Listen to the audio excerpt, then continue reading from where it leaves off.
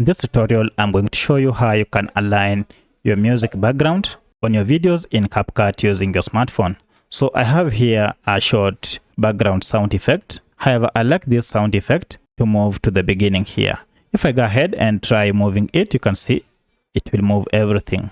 So the best way to move this is to go ahead and select it like this, and then tap and hold onto it until you see a gray background like that. Now you can go ahead and now start moving it, and you can move it wherever you want. So if I want to move it up to the end, I can simply do it and leave it there. And if I release it now, you can see it has been moved. So now if I play, now it is playing from the beginning and not from the middle.